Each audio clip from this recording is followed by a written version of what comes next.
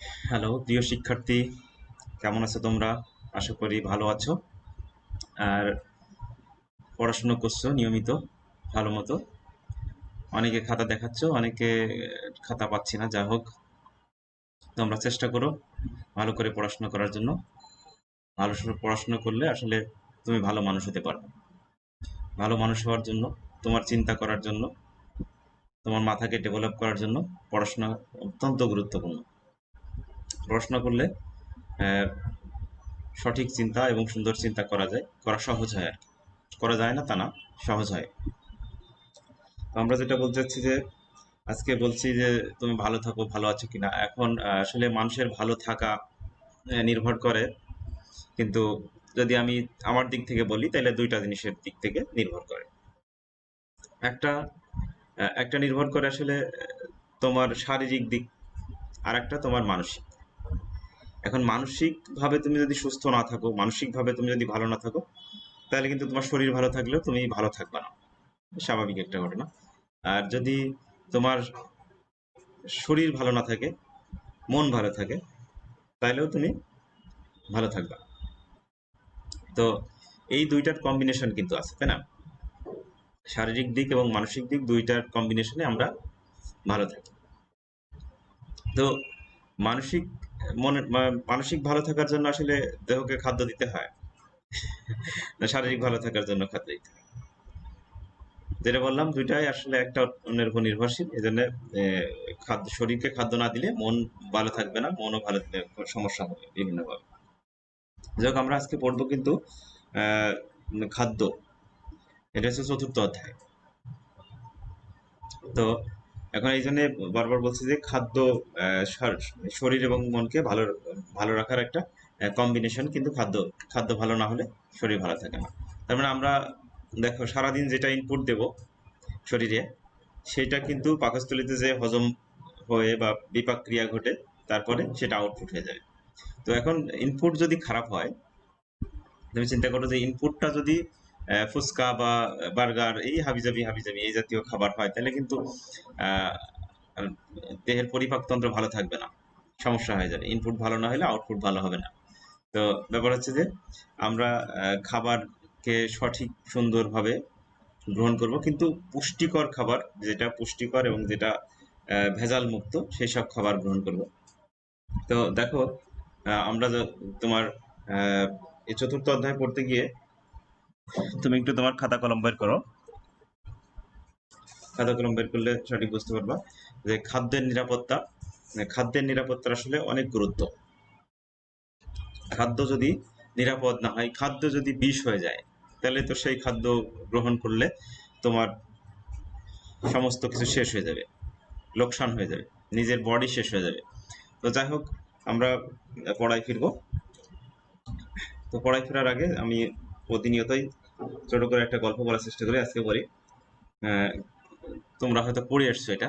Class 6-এ একটা গল্প ছিল, ইংলিশ টেক্সটে। ওখানে বলা ছিল এভাবে যে আহ, দেহের প্রত্যেকটা অঙ্গ প্রত্যঙ্গের সাথে কথা হচ্ছে। তো হাত বলে যে আমি তো প্রত্যেক দিন কাজ করি। চোখ বলে আমি তো দেখতে সাহায্য করি বিভিন্নভাবে। পা বলে আমি তো সেই কর্মস্থলে যেতে তাকে সাহায্য করি। আমি কাজ করি সারাদিন, প্রত্যেকটা অঙ্গ প্রত্যঙ্গ কাজ করে। কিন্তু একমাত্র পেট, পেট শুধু বসে বসে খায়। এখন পেট, আহ, সবাই, সব দেহের অঙ্গ প্রত্যঙ্গ মিলে চিন্তা করলো যে পেটকে খাবার বন্ধ করে দেওয়া হোক। তখন কি হলো? তখন তো তোমরা জানোই যে তখন হলো যে আসলে কোনো অঙ্গ প্রত্যঙ্গ আর তখন চলছে না। তার মানে একটা আরেকটার সাথে সমন্বয় করা, একটা আরেকটার সাথে ওতপ্রোত ভাবে সম্পর্কযুক্ত। এই কারণে আমরা আমাদের শরীর সুস্থ রাখার জন্য নিরাপদ খাদ্য ভোগ করব। নিরাপদ খাদ্য ভোগ করলে আমরা আমাদের শরীর ভালো থাকবে, শরীর ভালো থাকলে আমরা, আমার মন ভালো থাকবে, মন ভালো থাকবে এবং শরীর ভালো থাকলে আমরা আমাদের কর্মক্ষেত্রে ভালো কাজ করতে পারবো। আমরা আমাদের যে কাজ, আমরা সেটা সঠিক সুন্দরভাবেই করতে পারবো। তো এখানে দেখো যে আমরা আজকে পড়বো, আজকে আমরা পড়বো হচ্ছে চতুর্থ অধ্যায়, খাদ্য নিরাপত্তা। তো খাদ্য নিরাপত্তায় আমি দেখো এরকম দুইটা খাদ্য রাখছি। একটা হচ্ছে কলা, যেটা নিউট্রিয়াস ফুড আমার কাছে মনে হয়। এই প্রকৃতি থেকে খাবার সংগ্রহ করা, এগুলা যে কাঁচা ফল বা ফলমূল যেগুলা, এই জিনিসগুলা অনেক নিউট্রিয়াস, স্বাস্থ্যসম্মত। তো কলাটাও নিউট্রিয়াস খাবার। আর পাশে আছে একটা বার্গার। তো এই যে তোমার সামনে যদি দুইটা জিনিস থাকে, তাহলে তুমি যে নিউট্রিয়াস মানে ভালো মানের পণ্যকে গ্রহণ করবা, তাহলে তোমার বডিও ভালো থাকবে। তুমি দেখো যে যদি এরকম আহ, হয়ে যাও, এই ফ্যাটযুক্ত খাবার খাও, তাহলে অবশ্যই তোমার শরীরে কিন্তু একটা ইফেক্ট পড়বে। শরীরে ইফেক্ট পড়বে কি, তুমি অবশ্যই এই মানে এরকম মোটা সোটা হয়ে যাবা, বিভিন্ন ধরনের সমস্যা দেখা দিবে। আর নিউট্রিয়াস ফুড গুলো যদি খাও তুমি, তাহলে তোমার শরীর ভালো থাকবে। এখন তোমাকে কিন্তু বেছে নিতে হবে। এখন তোমার সামনে কিন্তু সবই আছে, তুমি সামনে থেকে সব সুন্দর মতো বেছে সেটা গ্রহণ করবা। যেটা তাহলে তুমি কি গ্রহণ করবা বলো? তুমি গ্রহণ করবা কি নিরাপদ নিউট্রিয়াস ফুড, নাকি তোমার যেটা নিউট্রিয়াস ফুড গ্রহণ করবা, নাকি দেখো এটাকে গ্রহণ করবা, নাকি এটাকে গ্রহণ করবা? এইটাকে ক্রস দিয়ে দাও, এটাকে গ্রহণ করো না, ঠিক আছে? তো হিসাব হচ্ছে যে তুমি বেশি করে নিউট্রিয়াস ফুড খাও, এতে তুমি উপকৃত হবা। নিউট্রিয়াস ফুডকে, এই বার্গারকে না বলো। ওকে, আমরা এবার আসবো শিখন ফল। দেখো আমরা এই চতুর্থ অধ্যায়ে আমরা কি কি শিখতে পারবো পড়লে। চতুর্থ অধ্যায়ের সাথে আসো, শিখন ফলে কি আছে দেখো। এখানে আছে খাদ্য নিরাপত্তার ধারণা। আমরা খাদ্য নিরাপত্তার ধারণা ব্যাখ্যা করতে পারবো। তারপরে কি পারবা দেখো, খাদ্য নিরাপত্তার ধারণা ব্যাখ্যা করতে পারবা। তারপর আসছে তোমার খাদ্য নিরাপত্তার দিক সমূহ। এই খাদ্য নিরাপত্তার দিক সমূহ বুঝতে পারবা। খাদ্য নিরাপত্তা যে আসলে কতটা দিক আছে, কি আছে আছে এই জিনিসগুলো তুমি সঠিক সুন্দরভাবে বুঝতে পারবা। তাহলে আমরা বুঝতে পারলাম খাদ্য নিরাপত্তার ধারণা, মানে আসলে নিরাপদ খাদ্যটা কি, নিরাপদ খাদ্যটা কি, তাই না? নিরাপদ খাদ্য আসলে কি ওই যে নিউট্রিয়াস ফুড, নাকি তোমার ফ্যাট ফুড? নিরাপদ খাদ্যের দিক সমূহ বুঝতে পারবো, আসলে নিরাপদ খাদ্য কোন দিকে আসছে। তারপর আসছে যে বাংলাদেশের খাদ্য নিরাপত্তা পরিস্থিতি। আসলে বাংলাদেশের খাদ্য নিরাপত্তা পরিস্থিতিটা কেমন? অন্য দেখো, অন্য দেশের খাদ্য নিরাপত্তা পরিস্থিতি তো অনেক তারা কিন্তু খাদ্যের ব্যাপারে খুব সচেতন। যারা খাদ্যের ব্যাপারে সচেতন, স্বাস্থ্যের ব্যাপারে সচেতন, তারা অবশ্যই ভালো থাকবে, তাদের মেন্টালিটি ভালো হবে, তারা সঠিক সুন্দর চিন্তা করতে পারবে, ও তাদের কর্মক্ষেত্রে উপযুক্ত আহ, পরিশ্রমটা তারা দিতে পারে। এজন্য খাদ্য খাদ্যটা আগে নিরাপদ দরকার। তুমি যদি ভেজাল যুক্ত খাবার খাও, ফরমালিন যুক্ত খাবার খাও, তাহলে নিশ্চয়ই তোমার সারা দিনটা এরকম খারাপ যাবে, এবং তুমি ভালো থাকবে না, তোমার পেট সমস্যা হবে। এই তুমি যদি সারাদিন ফুচকা, এই চটপটি, এই হাবিজাবি হাবিজাবি খাও, যা ইচ্ছা হলে তাই খেয়ে ফেললে, তাহলে দেখবা তোমার দিন শেষে তোমার অবস্থা খারাপ হয়ে যাবে। তারপরে দেখুন খাদ্যের নিরাপত্তা অর্জন। আমরা কিভাবে খাদ্যের নিরাপত্তা অর্জন করতে পারি? বাংলাদেশ সরকারের গৃহীত পদক্ষেপ। এই জন্য সরকার কি কি পদক্ষেপ গ্রহণ করছে, এর এর আসলে কার্যকারিতাটা কি? তারপর নিরাপদ খাদ্যের ধারণা। নিরাপদ খাদ্যের ধারণা ব্যাখ্যা করতে পারবো আমরা। এর গুরুত্ব আছে, নিরাপদ খাদ্যের ধারণা এবং গুরুত্ব, অবশ্যই গুরুত্ব আছে। তোমার কাছে কি মনে হয় এর গুরুত্ব নাই? অনেক গুরুত্ব আছে। তারপর আছে যে খাদ্য নিরাপত্তায় সরকারি বেসরকারি সংস্থা এবং সর্বাধিকরণের ভূমিকা। তার মানে সরকারি, এখানে দুইটা জিনিস আছে, একটা আছে সরকারি আছে। তুমি প্রশ্ন বিশ্লেষণ করো আগে, মানে তোমার শিকন ফলটা বিশ্লেষণ করি আমরা, কি কি শিখতে পারো সরকারি ও বেসরকারি সংস্থা। আচ্ছা, খাদ্য ভেজাল প্রতিরোধে জনসচেতনতা সৃষ্টি। তার মানে খাদ্য যে ভেজাল আসছে, এই যে ভেজাল খাদ্যে, গতদিন যেমন আমি বলছিলাম যে পলিথিনের কথা, যে পলিথিন তো খারাপ। পলিথিন খারাপ হলে দেখো, পলিথিনের যে জনসচেতনতা যদি সৃষ্টি করা যায়, তাহলে পলিথিন কেউ গ্রহণ করবে না। তখন প্রকৃতি থেকে যে আমার পাটজাত দ্রব্যের ব্যাগ আসছে, এইগুলা গ্রহণ করবে, এটা স্বাভাবিক কথা। তাহলে এখন জনগণ যদি জানে যে এটা খারাপ, খারাপ দ্রব্য, এই যে সচেতনতা তাদের ভিতরে সৃষ্টি করা যায়, উদ্বুদ্ধ করা যায়, তাহলে তারা অবশ্যই ভালো খাবারকে গ্রহণ করবে। তাহলে আমরা এই জিনিসগুলো শিখতে পারবো এই অধ্যায়ে। অধ্যায়টা খুব ভালো, গুরুত্বপূর্ণ একটা অধ্যায়। তারপরে তুমি দেখো, তারপর আসছে আরেকটা একটা জিনিস, এটা আসছে পঞ্চম অধ্যায়, ঠিক আছে? পঞ্চম অধ্যায়, পঞ্চম অধ্যায় পড়ছি আমরা। তো তারপরে দেখো এই তোমার অধ্যায় সংক্ষেপণ। আমরা প্রথমেই কিন্তু অধ্যায় সংক্ষেপণ পড়বো। আমি যে অধ্যায় পড়বো তার অবশ্যই অধ্যায় সংক্ষেপণটা খুব ভালোভাবে পড়বো। সুন্দরভাবে যদি আমি অধ্যায় সংক্ষেপণটা মাথায় রাখি, তাহলে আমি সব প্রশ্ন লিখতে পারবো। যাই হোক, খাদ্য নিরাপত্তা কি? এবং খাদ্য নিরাপত্তা বলতে একটি পরিবারের সকল সদস্যের জন্য সর্বদা পর্যাপ্ত খাদ্যের ব্যবস্থা, যাতে তারা কর্মঠ ও স্বাস্থ্যকর জীবনযাপন করতে পারে। তার মানে এখানে যেটা বলা হচ্ছে তোমার, যে দেখো আমরা যখন এই জিনিসগুলো মাথায় রাখবো, পড়বো, তখন এই জিনিসগুলো আমাদের খুব সুন্দরভাবে মাথায় রাখতে হবে। এখানে কোন পয়েন্টগুলো রাখলে আমি লিখতে পারবো। এখন বলছে যে নিরাপদ খাদ্য, খাদ্য নিরাপত্তা বলতে একটি পরিবারের, এই দেখো এখানে একটি পরিবারের কথা বলছে, একটি পরিবারের সকল সদস্য, তার মানে সকল সদস্যকে বোঝাচ্ছে। একটি পরিবার সকল সদস্যের জন্য সর্বদা পর্যাপ্ত খাদ্য, তার মানে এখানে দুটো পয়েন্ট, আমি যদি এরকম একটা চিন্তা করি যে পর্যাপ্ত খাদ্য, এই কথাটা গুরুত্বপূর্ণ। একটা পরিবারের সকল সদস্যের জন্য পর্যাপ্ত খাদ্যের ব্যবস্থা করা, যাতে একটি কর্মঠ ও স্বাস্থ্যকর জীবনযাপন করতে পারে। তার মানে যারা, যে একটি পরিবার, মানে যখন তোমাকে বলা হচ্ছে খাদ্যের নিরাপত্তা, তখন ছোট পরিসরে চিন্তা করা হচ্ছে যে একটা পরিবারের কথা চিন্তা করা হচ্ছে। এই যে পরিবারের সকল সদস্যদের জন্য সর্বদা পর্যাপ্ত খাদ্য, যাতে তারা অভাব অনটনে না থাকে, যতটুকু লাগবে ততটুকু খাদ্য তাদেরকে দেওয়া, এবং এই ব্যবস্থা করা যাতে তারা কর্মঠ এবং তাদের জীবনযাপন স্বাস্থ্যকর হয়। স্বাস্থ্যকর না হলে তারা জীবনযাপন সঠিকভাবে করতে পারে না। খাদ্যের নিরাপত্তার দিক ভাগ করা হয়েছে কয়ভাবে? খাদ্যের নিরাপত্তার দিক ভাগ করা হয়েছে দেখো, নিশ্চিত ও পরম দিক। এই জায়গায় একটা প্রথমটা আছে নিশ্চিত ও পরম দিক। তারপর বলা আছে সামাজিক ও প্রাতিষ্ঠানিক দিক। সামাজিক ও প্রাতিষ্ঠানিক দিক মুখস্থ করতে হবে, মনে রাখতে হবে, বারবার লিখতে হবে, লিখতে মুখস্থ হয়ে যাবে। ব্যবস্থাপকীয় দিক, 3 নম্বর দেখো আসছে ব্যবস্থাপকীয় দিক। তাহলে প্রথমটা আমরা পেলাম নিশ্চিত ও পরম দিক, নিশ্চিত ও পরম দিক এই প্রথমটা। দ্বিতীয়টা সামাজিক প্রতিষ্ঠানিক দিক, সামাজিক ও প্রাতিষ্ঠানিক দিক। তৃতীয়টা আসছে ব্যবস্থাপকীয় দিক, সামাজিক প্রতিষ্ঠানিক ব্যবস্থাপকীয় অবস্থান সম্পর্কিত দিক, কোথায় অবস্থান করা হয়েছে এই অবস্থান সম্পর্কিত দিক। এই 4টে জিনিস আমার মনে রাখলে খাদ্য নিরাপত্তার দিক সমূহ আমরা মনে রাখতে পারবো। তো এখানে আসি আমরা খাদ্য নিরাপত্তার দিক। অধ্যায় সংক্ষেপণটা আমরা মুখস্থ করবো, কিন্তু আমি বারবার বলছি অধ্যায় সংক্ষেপণ তুমি সুন্দরভাবে মুখস্থ করলে তুমি খুব ভালো মতো লিখতে পারবা। আমরা অধ্যায় সংক্ষেপণ করছি খাদ্যের প্রাপ্যতা। খাদ্যের প্রাপ্যতা আসো,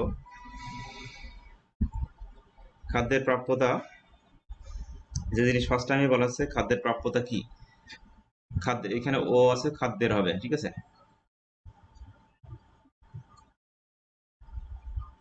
র হবে। খাদ্যের প্রাপ্যতা, খাদ্যের প্রাপ্যতা বলতে ব্যক্তি ও পরিবারের চাহিদার প্রেক্ষিতে পর্যাপ্ত পরিমাণ খাদ্য, তার মানে এই যে এই কথাটা আবার নিয়ে আসছে, পর্যাপ্ত পরিমাণ খাদ্য প্রাপ্তিকে নির্দেশ করে। তার মানে খাদ্যর প্রাপ্যতা বলতে, খাদ্যের প্রাপ্যতা বলতে পরিবারের চাহিদার প্রেক্ষিতে, মানে আমার যতটুকু চাহিদা, একজন মানুষের চাহিদা, মাইক্রো ইকোনমিক্স এর চিন্তা করবো, ম্যাক্রো ইকোনমিক্স মানে বৃহৎ চিন্তা, মাইক্রো ইকোনমিক্স এর চিন্তা করবো। যখন মাইক্রো ইকোনমিক্স এর কথা বলা হয় তখন কি বলা হয়? একজন পরিবার, একটি মানুষ, একটি লোক, ঠিক আছে।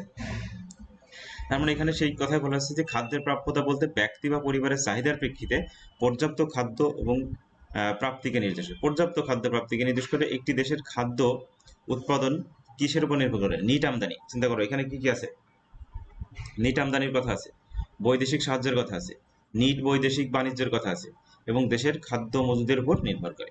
তার মানে দেশের খাদ্য মজুদ। এইভাবে আমি যখন পড়তাম, আমার কোনো কিছু মুখস্থ না হলে আমি এই পয়েন্টগুলোকে এরকম দাগ দিয়ে দিতাম, দাগ দিয়ে দিয়ে আমি চিন্তা করতাম এখানে কয়টা টার্ম আছে। এখানে আছে আমদানি, বৈদেশিক সাহায্য। তার আমদানিটা অনেকটা বৈদেশিক সাহায্য না, আমি যখন অন্য দেশ থেকে নিয়ে আসছি আমার দেশে, তাহলে এটা কি? আমদানি। তার মানে এই যে যখন আমদানি করছি, এই আমদানি কিন্তু আবার অনেক সময় কিন্তু আমদানি করি আমরা কি টাকা দিয়ে, আর অনেক সময় আমাদেরকে অনেক বিদেশি সংস্থা, বিভিন্ন তোমার যেই প্রতিষ্ঠানগুলো আছে যারা আমাদেরকে কিন্তু হেল্প করে টাকা দিয়ে। এখন এখানে আসো, তো দেখো এই অবস্থায় আমরা আমদানি, বৈদেশিক সাহায্য, নিট বাণিজ্য দেশের খাদ্য মজুদ এর উপর নির্ভর করে। খাদ্যের ক্রয়যোগ্যতা, খাদ্যের ক্রয়যোগ্যতা আসছে কিভাবে? খাদ্যের ক্রয়যোগ্যতা দেখো, খাদ্যের ক্রয়যোগ্যতা হচ্ছে খাদ্যের ক্রয়যোগ্যতা মানুষের আয় স্তর এবং প্রাপ্তির উপর নির্ভর করে। তার মানে এখানে তোমার নির্ভর করছে কি? আয় স্তরের উপর। প্রথম কথা আয় স্তর, আর এটা হচ্ছে খাদ্য প্রাপ্তি। আমি কি বলছিলাম মনে আছে তোমার? এই যে আমি বলছিলাম যে ওয়াই, ইকোনমিক্সে ওয়াই মানে কি? আয়। এ ওয়াই মানে আয়। তো আয়, মানুষের আয় বাড়লে কি বাড়ে? ভোগ বাড়ে, বলছিলাম না? আয় বাড়লে ভোগ বাড়ে। এই যখন আয় বাড়বে, তখন আয় যখন তোমার বেশি হতে থাকবে, তোমার আয় যখন বাড়বে তখন তোমার ভোগটাও অটোমেটিক বাড়তে থাকবে। এটা তো জানো, তাই না? আয় যখন বাড়তে থাকে তখন মানুষের ভোগ ব্যয় বাড়তে থাকে। তবে মূল কথা ছিল কি যে মূল কথা ছিল যে আয় যে হারে বাড়ে, আয় যে হারে বাড়ে, আয় যে হারে বাড়ে ভোগ ব্যয় সে হারে বাড়ে না। আমরা পড়ছিলাম না এই যে ওইরকম লিখছিলাম না, এটা ছিল না তোমার ওয়াই সমান সমান, ওয়াই সমান সমান কি ছিল বলো তো? সি প্লাস আই প্লাস কি ছিল? C plus I plus G. Y সমান সমান কি? মানুষের মোট আয়। আর এই সি মানে কি? সি মানে কি? ভোগ ব্যয়, ভোগ ব্যয়।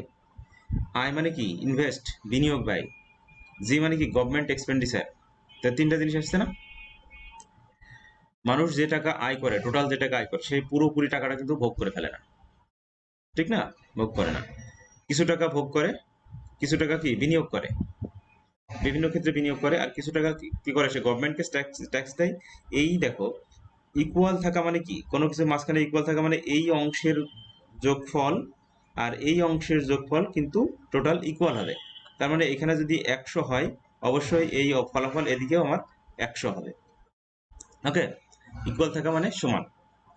যদি ওয়াই 100 হয় তাহলে হতে পারে তোমার সি যদি 50, ধরলাম সি 50, এখানে 25, এখানে 25, আর এখানে তাহলে এই টোটাল যোগ করলে 100, এদিকে ওয়াই সমান সমান 100। ওকে, এই জিনিসটা আমার মনে রাখতে হবে। তো আমরা এই খাদ্যের ক্রয়যোগ্যতা পড়লাম এবং খাদ্যের ব্যবহার, খাদ্যের ব্যবহার আসছে, খাদ্যের ব্যবহার আসছে। দেখো আমি একটু মুছে দিই। খাদ্যের ব্যবহার আসছে,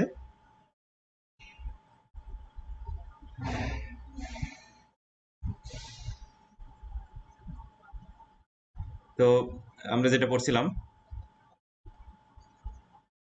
খাদ্যের ব্যবহার, খাদ্যের ব্যবহারে কি পড়লাম? তুমি সুন্দর মতো এই জিনিসগুলো দেখবা, পড়বা, দেখবা, খুব সহজ সুন্দরভাবে তোমার এটা হয়ে যাবে। তো খাদ্যের ব্যবহার এসো। খাদ্যের ব্যবহার, খাদ্যের ব্যবহার ও উপযোগিতার বলতে মানুষের শরীরের সমর্থ অনুযায়ী যার যতটুকু সমর্থ আছে সে ততটুকু খাবে। ওভার খেলে কি হবে? তার সমস্যা হয়ে যাবে না? ওভার খেলে বিভিন্ন ধরনের সমস্যা হবে। তার মানে তার হজম হবে না, বিভিন্ন ঝামেলা হবে বা সমস্যায় পড়তে থাকবে। তার মানে তার সামর্থ্য অনুযায়ী, শরীরের সামর্থ্য অনুযায়ী উপযুক্ত খাদ্য গ্রহণ এবং হজম, সব খাওয়া দাওয়া করলেই হবে না, হজম করতে হবে। ঠিক আছে, যে এমন খাওয়া খেলে বদহজম হয়, তখন তো সমস্যা হয়ে যাবে। তাহলে বদহজম হওয়া যাবে না, সঠিক সুন্দর খাবার খেতে হবে আমরা, এবং পরিমিত খাবার খেতে হবে, যতটুকু খেলে আমাদের হজম হয়, বিপাক ক্রিয়া সঠিকভাবে হয়, সেই জিনিসটা আমাদের মাথায় রাখতে হবে। এবং নিরাপদ খাদ্য আসছে। নিরাপদ খাদ্য বলছে যে নিরাপদ খাদ্য ধারণা মূলত খাদ্য উৎপাদন হতে ভোগ পর্যন্ত, উৎপাদন হতে ভোগ পর্যন্ত। আমি ফার্স্ট পেপারে পড়াইছি, ফার্স্ট পেপারে পড়িয়েছি না যে তোমার এই জিনিসটা আছে যে একজন কৃষক উৎপাদন করে বা একজন একজন শিল্প মালিক উৎপাদন করে। কেন উৎপাদন করে? কারণ সে হচ্ছে উৎপাদন থেকে ভোগ পর্যন্ত পৌঁছে দেয়। মানে আমি উৎপাদন করলে হবে না, আমি ইনপুট করলাম, আমি উৎপাদন করলাম, সেটা আমার যদি ফলাফল না আসে তাহলে তো ভালো হবে, সেই মালিক ব্যবসা ছেড়ে দেবে। ওকে, তাহলে আমরা এই অধ্যায় সংক্ষেপণটা করে ফেললাম। অধ্যায় সংক্ষেপণ খুব সুন্দরভাবে মুখস্থ করে ফেলবো এবং বারবার লিখবো। এবার দেখো আমরা সংজ্ঞা পড়বো। সংজ্ঞায় আসো। সংজ্ঞা কিন্তু সুন্দরভাবে পড়বা, সংজ্ঞাগুলো যেন ডব্লিউএইচও এই এই সংজ্ঞাগুলো আমরা সঠিকভাবে মনে রাখতে হবে। অবাধ খাদ্য সরবরাহ এবং অবাধ খাদ্য সরবরাহ এবং সারা বছর খাদ্যের পর্যাপ্ত প্রাপ্যতাকে বোঝায়। মানে খাদ্য নিরাপত্তা কাকে বলছে? খাদ্য নিরাপত্তা আসলে এটা বলছে যে অবাধ খাদ্য সরবরাহ থাকতে হবে, খাদ্যের সরবরাহ থাকতে হবে, সারা বছর খাদ্যের পর্যাপ্ত প্রাপ্যতা থাকতে হবে। যে প্রাপ্যতা থাকলে আমরা একে খাদ্য নিরাপত্তা বলতে পারি। 1983 সালে খাদ্য ও কৃষি সংস্থা, এই যে FAO, food and agriculture organization, এই food and agriculture organization USDA এর খাদ্য নিরাপত্তার সকল মানুষের সামগ্রিক জীবনের জন্য মৌলিক খাদ্য প্রাপ্তির ভৌত এবং অর্থনৈতিক অধিকারের নিশ্চয়তাকে নির্দেশ করে। দু একবার পড়লে হয়ে যাবে। বিশ্বব্যাংক কি বলেছে? এই জিনিসগুলো যখন পড়বো আমরা অবশ্যই তার সংজ্ঞা তার মতো করে দিব। বিশ্বব্যাংক যেটা বললো সেটা তার মতো দিতে হবে। আবার তুমি দেখো ইসে তোমার যেটা আছে এফএও বলছে, ফুড অ্যান্ড এগ্রিকালচার অর্গানাইজেশন, ওই মত মাফিক বলতে হবে। খাদ্য নিরাপত্তা বলতে সকল মানুষের সমগ্র জীবনব্যাপী কার্যকর ও স্বাস্থ্যকর জীবনের জন্য পর্যাপ্ত পরিমাণ খাদ্য প্রাপ্তির নিশ্চয়তাকে বোঝায়। তার মানে খাদ্য বলতে আসলে খাদ্য প্রাপ্তির নিশ্চয়তাকেই বোঝায়। যেমন তুমি চিন্তা করো, বাজারে প্রচুর ফুড আছে, অনেক ফুড আছে বা অনেক খাদ্য আছে, কিন্তু তুমি খাদ্য নিতে পারছো, গ্রহণ করতে পারছো। খাদ্য গ্রহণ করতে পারছো না কেন? খাদ্য গ্রহণ করতে পারছো না, দেখা যাচ্ছে তোমার পকেটে টাকা নেই। তার মানে এটা তো অবাধ খাদ্য নিরপেক্ষতা হলো না, বা খাদ্য নিরাপত্তা বিধান হলো না। তোমার দেশে খাদ্য থাকলেই হবে না, অবশ্যই প্রত্যেক মানুষের খাদ্যের উপযুক্ত পরিমাণ আয় থাকতেও হবে। যাই হোক, আমরা বিশ্বব্যাংকের পড়লাম মার্কিন যুক্তরাষ্ট্র কৃষিভিত্তিক ইউএসডিএ এর মধ্যে বলছে যে, দেখো এখানে একটা ভুল আছে। এখানে তোমার এই ইউএসডিএটা এখানে হবে না, এখানে শুধু এফএও হবে। ওকে, ওটা এফএও বলেছে, এটা ইউএসডিএ বলছে। ঠিক আছে, এরকম মার্কিন যুক্তরাষ্ট্র এটা ঠিক আছে, ওখানে শুধু এফএও হবে। মার্কিন যুক্তরাষ্ট্র কৃষিভিত্তিক খাদ্য নিরাপত্তা অর্থ হলো একটি পরিবারের সকল সদস্যের জন্য সর্বদা পর্যাপ্ত খাদ্যের ব্যবস্থা। মানে একই কথা বারবার কিন্তু বলা হচ্ছে যে পর্যাপ্ত খাদ্যের ব্যবস্থা, যাতে একটি পরিবার কর্মঠ এবং স্বাস্থ্যকর জীবনযাপন করে। খুব ভালো সংজ্ঞা দেওয়া আছে, খুবই সুন্দর সংজ্ঞা দেওয়া। আহ, এই সংজ্ঞাগুলো পড়লে ভবিষ্যতে ভালো করতে পারবা। যাই হোক, এখানে আসি, পরবর্তীতে আমরা দেখাচ্ছে খাদ্য নিরাপত্তা অর্জনের জন্য ৩টি প্রধান বিষয়ের উপর গুরুত্ব দেওয়া আছে। খাদ্য নিরাপত্তার, আসলে খাদ্য নিরাপত্তা কিভাবে আসছে, তোমার খাদ্য নিরাপত্তার জন্য কয়টি বৈশিষ্ট্য রয়েছে, আমার সেই বৈশিষ্ট্যগুলোর আলোকে আমাদের ব্যাখ্যা করতে হবে।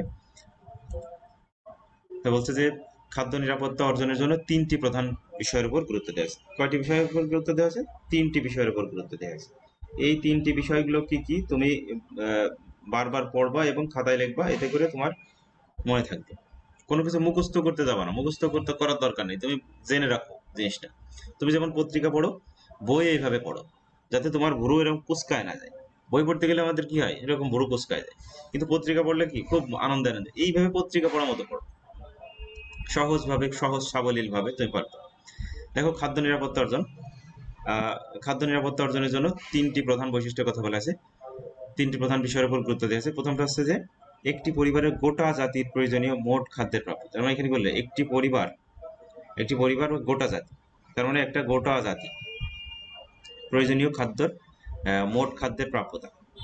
তারপরে আসছে তোমার স্থানভেদে বা ঋতুভেদে খাদ্যের সরবরাহর যুক্তিসঙ্গত স্থায়িত্ব। দেখা যাচ্ছে একটা ঋতুতে খাদ্য বেশি পাওয়া যায়, আর একটা ঋতুতে খাদ্য কম পাওয়া যায়, এরকম হতে পারে, তো হতে পারে না, খুব স্বাভাবিক। আগে এইসব ঘটনা, এখনো এর তাহলে আহ, এই সমস্যার কারণে আমরা কি করি, এই সমস্যাগুলোর কারণে আমরা কিন্তু খাদ্য মজুদ রাখি। খাদ্য মজুদ রাখার কারণে আমরা একটা ঋতু থেকে আরেকটা ঋতু যদি খাদ্য না হয় তাহলে সেটা পাবো। তারপর বলছে দেখো, নির্বিঘ্ন ও মানসম্মত পরিমাণ খাদ্য প্রত্যেক পরিবারের ভৌত, সামাজিক, অর্থনৈতিক অবাধ অধিকার নিশ্চিত করে। তাহলে কি করে? নির্বিঘ্ন ও মানসম্মত, এই সব থেকে গুরুত্বপূর্ণ জিনিস, মানসম্মত পরিমাণ খাদ্য প্রত্যেক পরিবারের ভৌত, সামাজিক, অর্থনৈতিক ধারণা, এই অর্থনৈতিক ধারণা এবং সামাজিক ধারণাকে নিশ্চিত করে। ওকে, তাহলে পরবর্তীতে আমরা এই এই জিনিসগুলো কিন্তু আমার মাথায় রাখবো, বারবার চেষ্টা করব, বারবার এই করব, চর্চা করলে আমরা আমরা আমাদের কাঙ্ক্ষিত ফল অর্জন করতে পারবো এখান থেকে। খাদ্যের নিরাপত্তার দিক,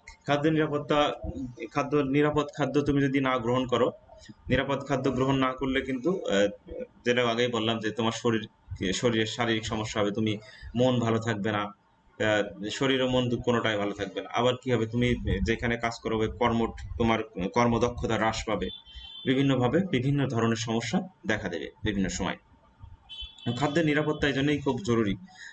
খাদ্য নিরাপত্তা যদি ঠিক না হয় তাহলে কোনো কিছুই ঠিক হবে না। ওকে, তাহলে খাদ্য নিরাপত্তার দিকগুলো নিয়ে আমরা এবার আলোচনা করতে পারবো। এবং খাদ্য নিরাপত্তার দিক যেটা আসছে, প্রথমে অবস্থা বলছে নিশ্চিত ও পরম দিক। দেখো, নিশ্চিত ও পরম দিক সমূহ, এখানে তোমার এই যে আমরা কিন্তু অধ্যায় সংক্ষেপণের কথা বললাম, নিশ্চিত ও পরম দিক সমূহ, তাই না? এবং সামাজিক ও প্রাতিষ্ঠানিক দিক সমূহ, সামাজিক এবং প্রাতিষ্ঠানিক যে দিক, এই সামাজিক প্রাতিষ্ঠানিক দিক সমূহের ভিতরে তোমার এই খাদ্যের নিরাপত্তা অর্জন করা সম্ভব হয়।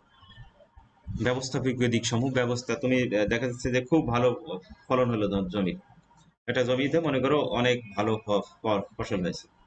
তো এখানে মনে করো ধরলাম যে এখানে আমি বারবার ইকোনমিক্সের পড়তে গেলে চিত্র আঁকলেই মজা পাওয়া যাবে। হ্যাঁ, চিত্র তত মজা।